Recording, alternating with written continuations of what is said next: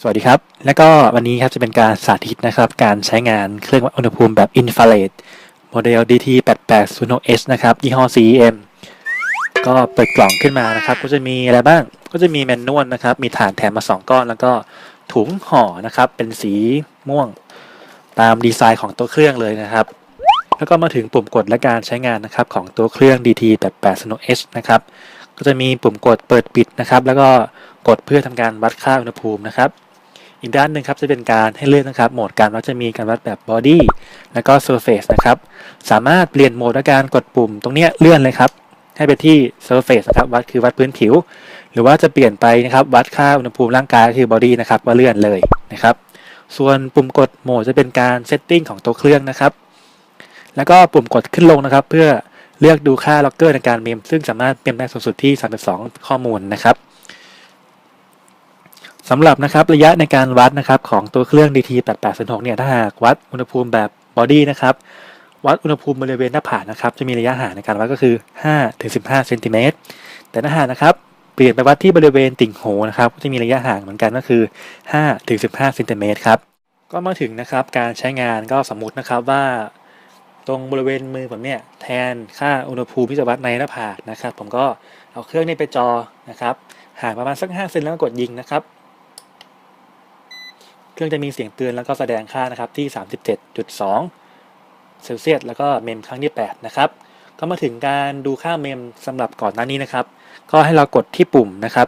ขึ้นลงพร้อมกันเลยครับหน้าจอก็จะขึ้นแล้วผมก็กดเลื่อนขึ้นและลงนะครับเพื่อดูค่าเมมครั้งที่7นะครับอุณหภูมิคือโลเมมครั้งที่6นะครับคืออุณหภูมิที่ 37.2 องศาเซลเซียสนะครับก็กดไปเรื่อยๆครับก็ดูค่าไปเรื่อยสำหรับนะครับการแจ้งเตือน High Low ของหน้าจอเนี่ยถ้าหากในโหมดการวัด Body นะครับก็จะขึ้นอักษรเป็น Low เนี่ยก็ต่อเมื่ออุณหภูมิที่วัดนะครับน้อยกว่า32องศาเซลเซียสและจะขึ้น High ก็ต่อเมื่อนะครับอุณหภูมิเนี่ยมากกว่า 42.5 องศาเซลเซียสนะครับส่วนในโหมด Surface เนี่ยจะขึ้นการแจ้งเตือนเป็น Low บนหน้าจอก็ต่อเมื่อนะครับอุณหภูมิของการวัดนะครับ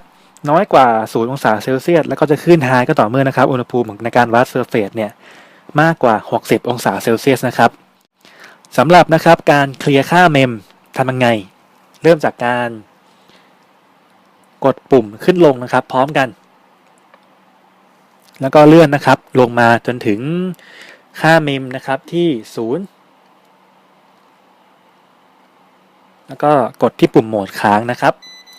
เครื่องก็จะมีเสียงเตือนว่าทำการ delete ค่าเมมหมดแล้วนะครับการตั้งค่านะครับให้เรากดที่ปุ่มโหมดค้างไว้นะครับ F1 นะครับแทนการเลือก Unit Temp นะครับก็จะมี C นะครับเป็นเซลเซียสแล้วก็ F Fahrenheit นะครับกดปุ่มโหมดครับเพื่อยืนยันแล้วก็ตั้งค่าต่อไปครับ F2 นะครับแทนค่า Setting Alarm นะครับผมจะเซตอะลามไว้ที่38.0 เซลเซียสนะครับถ้าหากผมกดวัดค่าเนี่ยแล้วอุณหภูมิมากกว่า38.0 เซลเซียสนะครับเครื่องจะมีการส่งเสียงร้องนะครับเสียงปี๊บถึง5ครั้งหมายความว่านะครับการวัดค่านะครับมากกว่า38.00 เซลเซียสนะครับ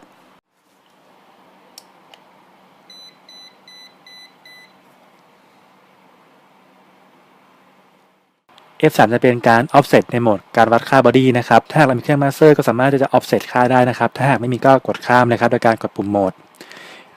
F4 จะเป็นการตั้งค่าเสียงเตือนนะครับก็จะมี on แล้วก็ off นะครับ